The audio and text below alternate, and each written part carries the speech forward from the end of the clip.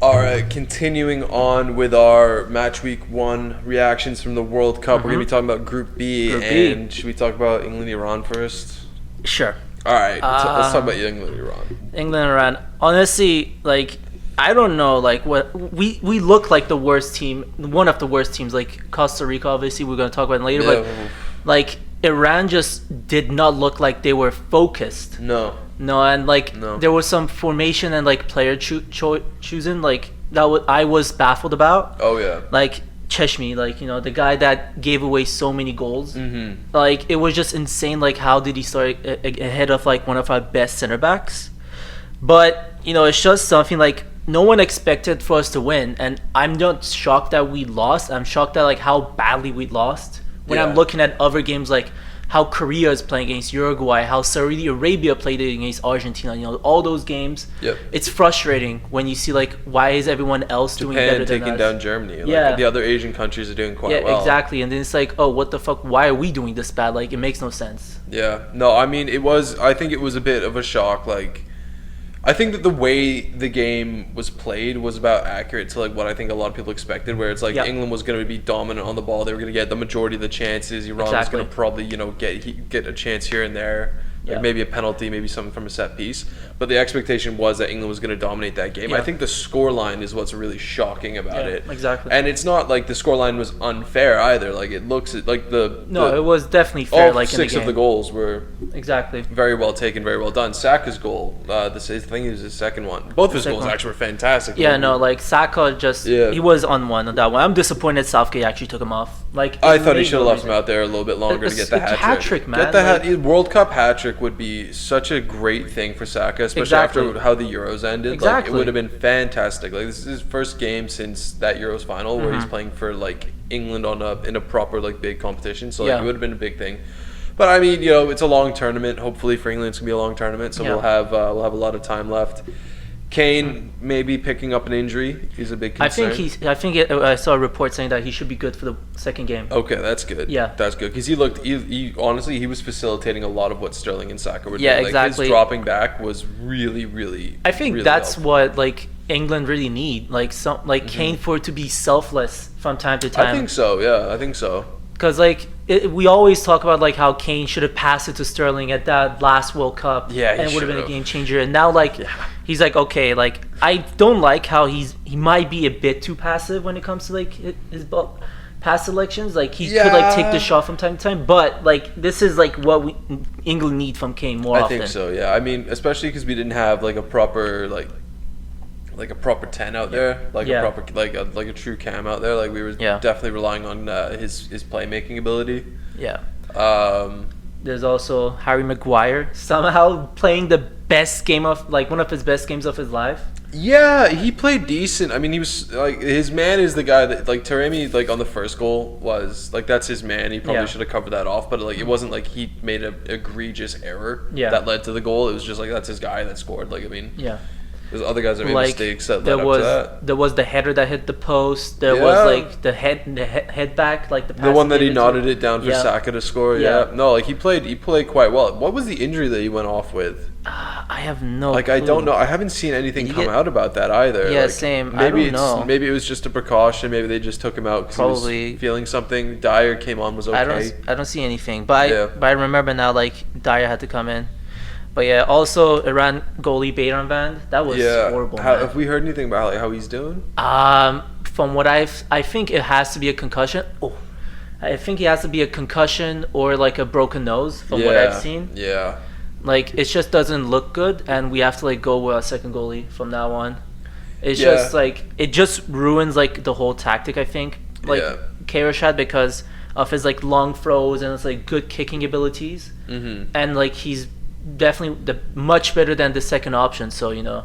Do you think that Iran can rebound against the States and against Wales?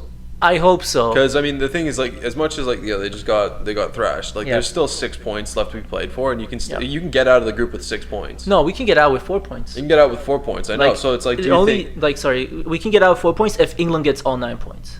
Yeah, absolutely. So do you think that it's possible that Iran has a big bounce back game? Like, you guys are Wales next, yeah? Yeah, we have Wales next. I hope so. To be honest, the thing is like, what I've realized is that like football is not just about like how a player teams and all that stuff. Like we'll talk when we go to Group C. I'll tell you why. Yep. Mostly, but what's it called? Like it's just mentality thing as well. Like that comes into really big effect. Yep. Like with everything that's going on around, like everyone like in the crowd were chanting like disloyal and all that stuff to the fans, to the players, players, and it's like that takes a lot of toll on you. And if the fans are like, if the fans back the players again and like just be like, okay, we can't blame you for everything now. Yeah. Just do your thing and just like afterwards like try to make a change. It's just like they just have to rebound as well. I think we have the ability to take down USA. I think taking down USA, it's doable. I mean, should we start transitioning into that? Like, I got one last question on the Iran. Is starting because Azmoun looked really good when he came on. Like he looked like he actually gave you a bit of a spark going forward. Like he gave someone for like Taremi to play off of because Jahanbash was like really bad. Yeah, Jahanbash was horrible, man. So like, do you think that maybe with those two like firing, like you guys, like that's gonna be the spark that propels it forward, or? I don't know, cause it's a really tough thing to say. Like when we faced England, like. England, first of all, England lied perfectly against us. They didn't go with a back three. They went with a back four. Yep. But I don't know. It's tough because I want us to use more wings because obviously, if you look at any game, you see more wing play than like going through the middle. Oh, for sure. Yeah. Yeah. So it's like it's best for us to use our width and like try to like get as cross as possible. Obviously, like I think a 4-3-1-2 would be so beneficial. Yep. Having like Azmoun and Taremi just getting those crosses in, one of those tall strikers is bound to hit it in. Oh, for sure, yeah. So it just really depends on like how like attacking is like how attacking does Queiroz want it to be? Does he want to be like more defensive, like go with a 5-4-1, or does he want to be like a bit more attacking, just like how Wales did against America. After they came back out afterwards. Yeah, so it's like it depends on like how he wants to see this. I think we should go with a bit more Wales tactic, like go with like a 5-2-1-2 or like a 5-2-3, just a bit more attacking and have a good defense on us. Hey, we've just got a Snapchat from Doran, our other co-host in the inside the stadium in Brazil. Hey. So he's watching the Brazil game. Yeah, he's got the Brazil-Serbia game going. Oh, let's go. Yeah, so should we move on to the other game in Group B? Yeah. Group B, it's obviously Iran. No, sorry, Wales. Wales and USA. Come on, this is Wales, USA.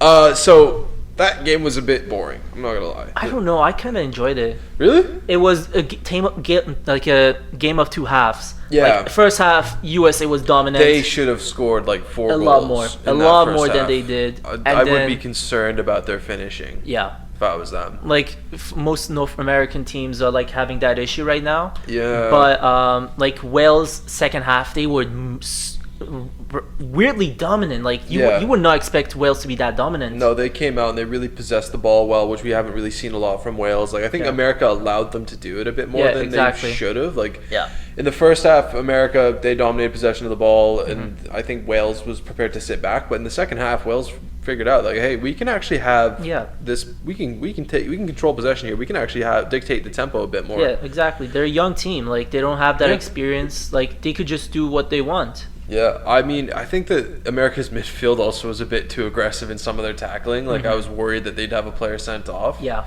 No, even the ref. The ref was enjoying the yellow cards. What a ref! Honestly, that guy was out of control. I could tell from the coin toss he was going to be an absolute sideshow. Like he was like at the coin toss, he was like telling them like, "Oh, there's cameras everywhere. Just so you know, there's gonna be nothing by me. There's cameras everywhere." It's just like, okay, buddy. Like these guys play in leagues where there's VAR. We know this shit. Like, what is this? It was hilarious, man. It was hilarious. I mean, he was getting a bit yellow card happy. It wasn't like affecting the pace of the game. The pace of the game was still pretty good. It's just like I feel like it sort of lacked a bit of quality. You know, like a bit. But at the last, like I honestly didn't see like the one thing I realized. Where was Dan James the whole game? Oh, he's invisible. Yeah. No, he's where was he? He's like practically finished as a player. Yeah. I seriously mean that. Like, he's not been great at Fulham this season. Yeah. He was not good at Leeds, realistically, at any point. Yeah. He made the mistake in his career of like Going to Man U. going to well, he went to Man U, but like the fact that he turned down the Leeds transfer in that January, Yeah. because he heard that there was rumored interest from Manchester United in the summer, he turned that down. Yeah. If he had gone and played under Bielsa for like those years, I think his development would have been a lot better. Yeah, than going definitely.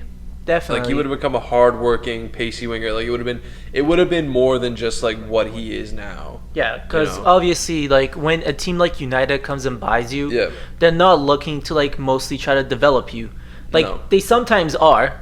Don't get me wrong. There's sometimes like players we buy and try to develop and try to make it better. But mostly we're expected to go to Champions League, so we buy players based on the abilities they have. It's for the abilities now, and I think that there was maybe a miscalculation like on how much more they could get out of him in a better team than Swansea. Like, I mean, it wasn't a great United side. Like, I don't think Dan James starting a lot of games should have ever been the move, but it was an ambitious move. I mean, listen, I hope that Dan James gets it back because like he as a player, like he's rapid. pacey, Like he just has to get his like footing down and like the crosses. Seriously, maybe he needs to find a new position. Maybe like he needs to like work on the defensive side of his game and just become a fullback or something. No, wing back. Wing back would be good. Yeah, wing back where he's like just ripping down the Jonathan wing. Jonathan Davies or like Alphonso Davies. Oh, Alfonso, sorry. Yeah, Alphonso Davies. And then like become like a Adama Traore, but like skinny. Yeah. And lightweight. I'm looking good with this prediction of America going through because you guys had Wales and I think did you have Iran? I had Iran. Yeah. England and Iran. I still think Iran could make it through. Come on, give me that. What happened? Well, I'm celebrating that America's probably gonna go through. Oh. I'm like, what happened there? Like it just showed Tite. I'm like, what the hell? Let's go. That's my prediction. I mean, I thought like America's. I mean, listen. The whole thing around America right now is really annoying because it's like, listen, like, we drew Wales. Oh, well, you know, if we sent our best athletes, like if our best athletes I think played they did soccer, send our best athletes. No, they're like, well, they're talking about like if 6'9", this running back that's 6'9" in the NFL learned to play soccer instead of football. Okay, you know, we would dominate your league. Oh, if LeBron James chose to play soccer instead of playing basketball, you guys wouldn't even stand a chance. Like, bro, well, first of all, DeAndre Yedlin ran a 4.240. Yeah. And he was on the bench. I'm surprised at how DeAndre Yedlin went in ahead of Joe Scally because from what I've seen, DeAndre Yedlin, he's washed. Like DeAndre Yedlin is washed. Oh, he's well washed. I mean, he was never like that good. Like he was a pace merchant, really. Yeah, like, it's just like it was Alphonso Davies before Alphonso Davies was a thing. Well, he's like the poor man's Alphonso Davies. Like he was never that good. Like he didn't have any attacking output. Like he was pacey, so he could cover up the mistakes he made. I don't know. This American team is okay. The penalty was really rash. Like I mean, that's just. No, I think it was a good penalty. Like no, it was rash in the sense that like that was a bad tackle. Oh yeah, it was a really bad tackle. It was well taken penalty by Gareth Bale. I mean, like good power on it that didn't allow the goalie to like do anything. But they brought like what I realized like Matt Turner came back, McKinney came back, like a lot of like Des came back. A lot of players that seemed to be injured for the first game came back. Bad. Yeah, he looked really bad. Defensively, they weren't that strong. No, they were really. I think that they're gonna come like second in this group, and then they're gonna play. I think Netherlands is the most like. If Netherlands top the group, they're gonna play America. Yeah, it's gonna be Netherlands. Yeah.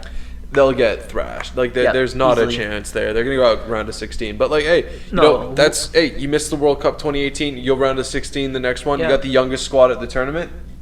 It's not too bad. It's not too bad. Seriously, it's not too bad. Should we move on to Group C? We should move on to Group C.